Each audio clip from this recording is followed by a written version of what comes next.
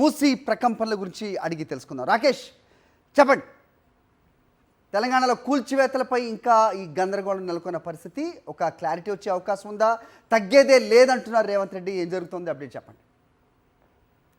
ప్రభుత్వం ఏమాత్రం వెనక్కి తగ్గే అవకాశం కనిపించట్లేదు. ఈరోజు ఇదే అంశంపై మధ్యాహ్నం డిప్యూటీ సీఎం బట్టి విక్రమార్క కూడా ప్రెస్ కాన్ఫరెన్స్ నిర్వహిస్తున్నారు. గత వారం రోజుల నుంచి కూడా సీఎం రేవంత్ రెడ్డి ఈ అంశాన్ని పదే పదే ప్రస్తావిస్తూ ఎట్టి పరిస్థితిలో మూసీ అభివృద్ధి విషయంలో ప్రభుత్వం వెనక్కి తగ్గదు, అవసరమైతే ఎవరైతే మూసీ నిర్వాసితులు ఉన్నారో ఎవరినైతే తరలిస్తున్నారో వాళ్ళకు అదనంగా ఆర్థిక సాయం ప్రభుత్వం నుంచి చేస్తాను తప్పితే ఈ విషయంలో వెనక్కి తగ్గం, భవిష్యత్తు తరాలను దృష్టిలో పెట్టుకుని మూసీని అభివృద్ధి చేయాల్సిన అవసరం ఉందంటూ కూడా కరాఖండిగా చెప్తున్నారు. ఇప్పటికే దీనికి సంబంధించి మూసీ నిర్వాసితుల కోసం చేపట్టవలసిన సహాయక చర్యల కోసం 14 మందితో అధికారులతో కూడిన కమిటీ వేయడం జరిగింది. వీళ్ళకు 30 రోజుల టైం బాండ్ ఇచ్చారు. ఆయా శాఖలకు సంబంధించి మూసీ నిర్వాసితులకు ఎలాంటి లబ్ధి చేకూరుస్తారనే దానిపైన ఒక నివేదికను ప్రభుత్వానికి ఇవ్వాలంటూ కూడా ఈ కమిటీకి ఆదేశాలు వెళ్లడం జరిగింది.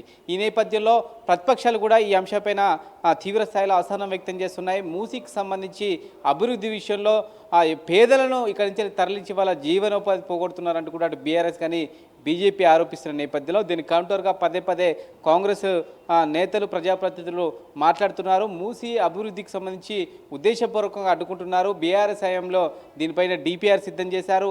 అప్పుడు కూడా అక్రమ కట్టడాలు ఉన్నాయంటూ కూడా గత ప్రభుత్వం కూడా తేల్చి చెప్పింది. వాళ్ళు చేయకపోగా తమ ప్రభుత్వం చేస్తుంటే అడ్డుకోవడం సరైంది కాదనే అంశాన్ని ప్రజలకు చర్చపట్టడం జరిగింది. దీంతోపాటు నల్లగొండ రైతులకు సంబంధించి కూడా మూసి నుంచి వెళ్ళే మురుగునీరంతా కూడా నల్లగొండ రైతుల వ్యవసాయ పొలాలకు వెళ్తుంది. అక్కడ పండించిన పంటలన్నీ కూడా విషతుల్యం అవుతున్నాయి. తిరిగి అవి పంటలన్నీ కూడా హైదరాబాద్కు వచ్చి నగర ప్రజలకు ఆరోగ్యం దెబ్బతీస్తున్న నేపథ్యంలో ఈ మొత్తం కూడా మంచినీరు పారించడం ద్వారా కేవలం హైదరాబాద్ సిటీకే కాదు నల్గొండ రైతులు కూడా మేలు జరుగుతుందనే అంశాన్ని ప్రజల్లోకి కాంగ్రెస్ ప్రభుత్వం చర్చ పెడతా ఉంది. నల్గొండ రైతులతో నాగోల్లో మనొక సమావేశాన్ని కూడా నిర్వహించడం జరిగింది. ఈ యొక్క నల్గొండ రైతులతో ఒక ఉద్యమం చేయాలనేది కాంగ్రెస్ ప్రభుత్వం ఒక ఎత్తుగడగా కనిపిస్తుందని చెప్పుకోవచ్చు. ఎట్టి పరిస్థితుల్లో ప్రతిపక్షాల అంశాన్ని ప్రజల్లోకి చర్చ పెట్టడం, ప్రభుత్వం ఏం చేయాలనుకుంటుందనే విషయాన్ని చర్చ పెట్టడం ద్వారా ఖచ్చితంగా కాంగ్రెస్ చేపడుతున్న మూసీ అభివృద్ధి పైన పాజిటివ్ టాక్ వస్తుందనేది కాంగ్రెస్ ప్రభుత్వం భావిస్తూ ఉంది. అందుకే అటు సీఎం, ఇప్పుడు ఈరోజు డిప్యూటీ సీఎం, మిగతా మంత్రులు కూడా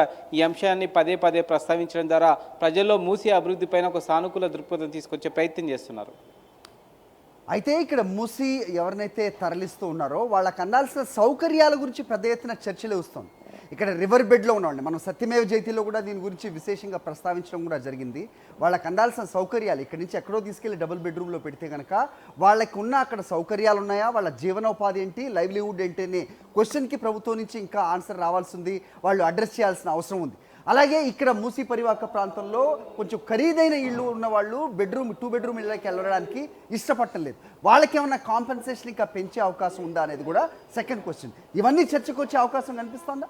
ఖచ్చితంగా ఎవరైతే 14 మంది అధికారులతో కమిటీ వేశారో వారి జీవనోపాధికి సంబంధించి GHMC commissioner, SERP commission, HMDA commissioner, Musi development commissioner, ఇలా విభిన్న శాఖలకు సంబంధించిన అధికారులందరూ కూడా ఈ 14 మంది కమిటీలో ఉన్నారు.